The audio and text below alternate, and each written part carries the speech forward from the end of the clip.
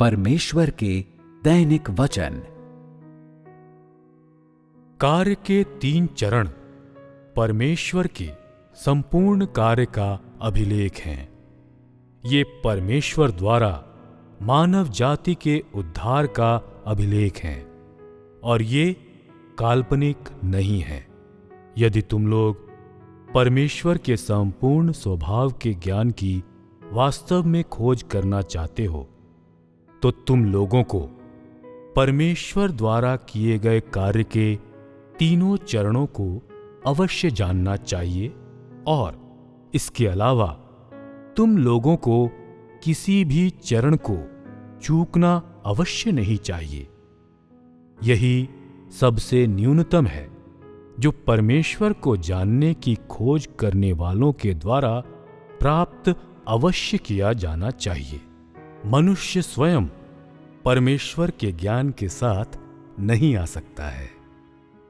यह कुछ ऐसा नहीं है जिसे मनुष्य स्वयं कल्पना कर सकता है, न ही यह पवित्र आत्मा के द्वारा किसी एक व्यक्ति के प्रति विशेष अनुग्रह का परिणाम है। इसके बजाय यह वह ज्ञान है जो तब आता है जब मनुष्य परमेश्वर के कार्य का अनुभव कर लेता है, और परमेश्वर का ज्ञान है जो केवल परमेश्वर के कार्य के तथ्यों का अनुभव करने के बाद ही आता है। इस प्रकार का ज्ञान यूं ही हासिल नहीं किया जा सकता है, न ही यह कोई ऐसी चीज है जिसे सिखाया जा सकता है। यह पूरी तरह से व्यक्तिगत अनुभव से संबंधित है। परमेश्वर का मनुष्यों का उद्धार कार्य के इन्हीं 3 चरणों के मूल में निहित है। फिर भी उद्धार के कार्य के भीतर कार्य करने के कई तरीके और उपाय शामिल हैं जिनके माध्यम से परमेश्वर का स्वभाव व्यक्त होता है। यही है जो मनुष्य के लिए पहचानना सबसे कठिन है और इसे समझना मनुष्य के लिए मुश्किल है। युगों का पृथक्करण, परमेश्वर के कार्य में बदलाव, कार्य के स्थान में बदलाव, इस कार्य को ग्रहण करने वाले में बदलाव आदि, ये सभी कार्य के 3 चरणों में समाविष्ट हैं। विशेष रूप से पवित्र आत्मा के कार्य करने के तरीकों में भिन्नता और साथ ही परमेश्वर के स्वभाव, छवि, नाम, पहचान में परिवर्तन या अन्य बदलाव, ये सभी कार्य के 3 चरणों के ही भाग हैं। कार्य का एक चरण केवल एक ही भाग का प्रतिनिधित्व कर सकता है और एक निश्चित दायरे के भीतर ही सीमित है।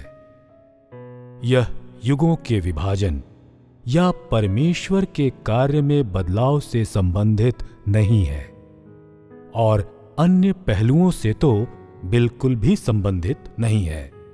यह एक सुस्पष्ट तथ्य है। कार्य के 3 चरण मानव जाति को बचाने में परमेश्वर के कार्य की संपूर्णता है।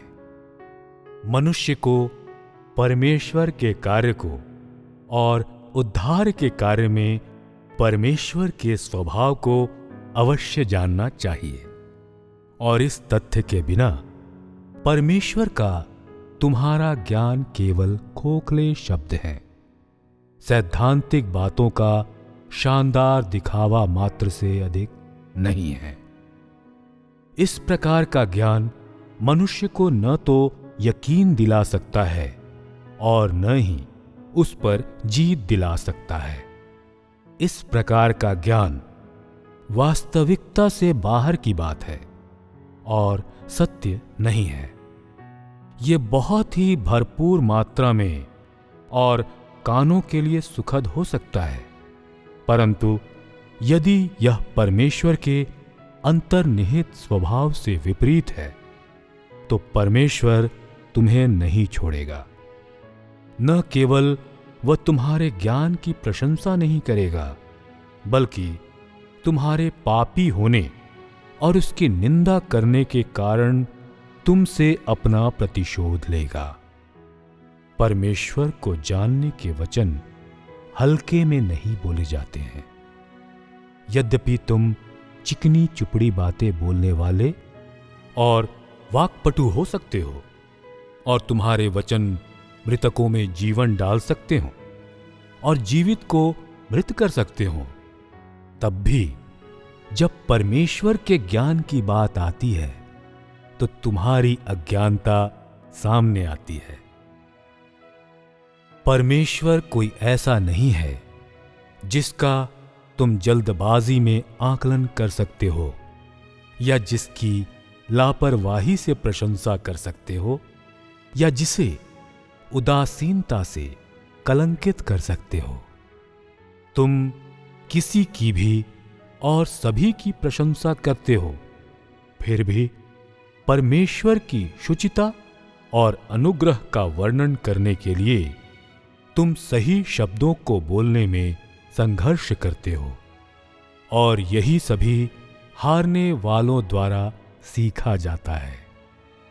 भले ही ऐसे कई भाषा विशेषज्ञ हैं जो परमेश्वर का वर्णन करने में सक्षम हैं, लेकिन वे जो वर्णन करते हैं उसकी सटीकता उन लोगों द्वारा बोले गए सत्य का 100वां हिस्सा है जो परमेश्वर से संबंधित होते हैं और उनका सीमित शब्द संग्रह होता है, फिर भी समृद्ध अनुभव रखते हैं।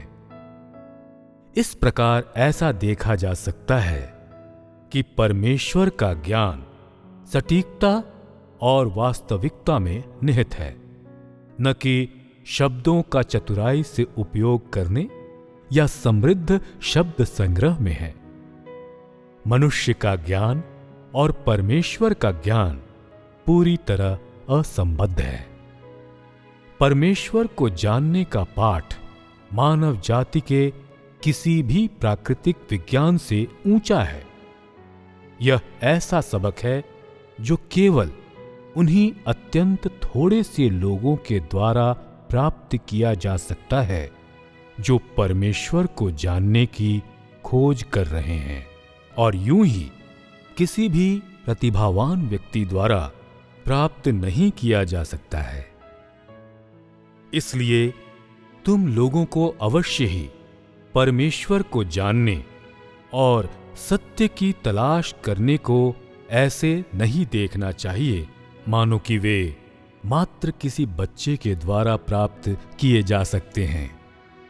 हो सकता है कि तुम अपने पारिवारिक जीवन, अपनी जीवन वृत्ति या अपने वैवाहिक जीवन में पूरी तरह से सफल हो, परंतु जब सत्य की और परमेश्वर को जानने के सबक की बात आती है तो तुम्हारे पास अपने स्वयं के लिए दिखाने के लिए कुछ नहीं है। तुमने कुछ भी हासिल नहीं किया है। सत्य को व्यवहार में लाना ऐसा कहा जा सकता है कि तुम लोगों के लिए बहुत ही कठिनाई की बात है, और परमेश्वर को जानना तो और भी बड़ी समस्या है। यही तुम लोगों की कठिनाई है और संपूर्ण मानव जाति द्वारा सामना की जाने वाली कठिनाई भी है। जिन्होंने परमेश्वर को जानने के ध्येय में कुछ प्राप्त कर लिया है, उनके बीच ऐसे लगभग कोई नहीं है जो मानक के मुताबिक हो। मनुष्य नहीं जानता है कि परमेश्वर को जानने का अर्थ क्या है या परमेश्वर को जानना क्यों आवश्यक है, या किस हद तक जानना परमेश्वर को जानना समझा जाता है। यही मानव जाति के लिए बहुत उलझन वाली बात है और आसान शब्दों में मानव जाति द्वारा सामना की जा रही सबसे बड़ी पहेली है।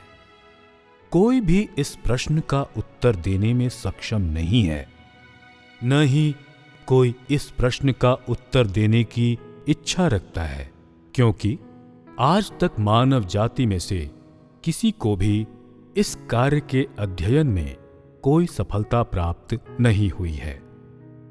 शायद जब कार्य के 3 चरणों की पहेली मानव जाति को बताई जाएगी तो अनुक्रम से परमेश्वर को जानने वाली प्रतिभाओं का एक समूह प्रकट होगा। वास्तव में मैं आशा करता हूं कि ऐसा ही हो, और अधिक क्या, मैं इस कार्य को करने की प्रक्रिया में हूं और निकट भविष्य में और भी अधिक इस प्रकार की प्रतिभाओं के प्रकटन को देखने की आशा करता हूं। वे कार्य के इन 3 चरणों के तथ्य की गवाही देने वाले लोग बन जाएंगे, और वास्तव में कार्य के इन तीनों चरणों की गवाही देने वाले प्रथम भी होंगे। यदि जिस दिन परमेश्वर के कार्य की समाप्ति होती है उस दिन इस प्रकार की कोई प्रतिभा नहीं हो, या केवल 1 या 2 ही हों, और उन्होंने देहधारी परमेश्वर के द्वारा पूर्ण बनाया जाना व्यक्तिगत रूप से स्वीकार कर लिया हो, तो इससे अधिक कष्टप्रद और खेदजनक कुछ भी नहीं है। यद्यपि यह सिर्फ सबसे बुरी स्थिति है। चाहे मामला कुछ भी हो, मैं अभी भी आशा करता हूं कि जो वास्तव में परमेश्वर की तलाश करते हों वे इस आशीष को प्राप्त कर सकते हो। समय के आरंभ से ही इस प्रकार का कार्य पहले कभी नहीं हुआ। मानव विकास के इतिहास में कभी भी इस प्रकार का कार्य नहीं हुआ है। यदि तुम वास्तव में परमेश्वर को जानने वालों में सबसे प्रथम लोगों में से एक हो सकते हो, तो क्या यह सभी प्राणियों में सर्वोच्च आदर की बात नहीं होगी? क्या मानव जाति में कोई ऐसा प्राणी होगा जिसने परमेश्वर से बहुत अधिक प्रशंसा प्राप्त की होगी? इस प्रकार का कार्य प्राप्त करना आसान नहीं है, परंतु तब भी अंत में प्रतिफल प्राप्त करेगा। उनके लिंग या राष्ट्रीयता की परवाह किए बिना वे सभी लोग जो परमेश्वर का ज्ञान प्राप्त करने में सक्षम हैं, अंत में परमेश्वर का सबसे महान सम्मान प्राप्त करते हैं, और वे ही एकमात्र होंगे जो परमेश्वर का प्राधिकार धारण करते हैं। यही आज का कार्य है और भविष्य का कार्य भी है। यह अंतिम और 6000 सालों के कार्य में निष्पादित किया जाने वाला सबसे महत्वपूर्ण कार्य है, और कार्य करने का एक तरीका है जो मनुष्य की प्रत्येक श्रेणी को प्रकट करता है। मनुष्य को परमेश्वर का ज्ञान करवाने के कार्य के माध्यम से मनुष्य की विभिन्न श्रेणियां प्रकट होती हैं। जो परमेश्वर को जानते हैं वे परमेश्वर के आशीष प्राप्त करने और उसकी प्रतिज्ञाओं को स्वीकार करने के योग्य होते हैं, जबकि जो लोग परमेश्वर को नहीं जानते हैं वे परमेश्वर के आशीषों और प्रतिज्ञाओं को स्वीकारने के योग्य नहीं होते हैं। जो परमेश्वर को जानते हैं वे परमेश्वर के अंतरंग हैं, और जो परमेश्वर को नहीं जानते हैं वे परमेश्वर के अंतरंग नहीं कहे जा सकते हैं। परमेश्वर के अंतरंग परमेश्वर का कोई भी आशीष प्राप्त कर सकते हैं, परंतु जो उसके घनिष्ठ नहीं हैं वे उसके किसी भी काम के लायक नहीं हैं। चाहे वह क्लेश, शुद्धिकरण या न्याय हो, ये सभी अंततः मनुष्य को परमेश्वर का ज्ञान प्राप्त करने के योग्य बनाने के वास्ते हैं, और इसलिए हैं ताकि मनुष्य परमेश्वर के प्रति समर्पण करे, यही एकमात्र प्रभाव है जो अंततः प्राप्त किया जाएगा।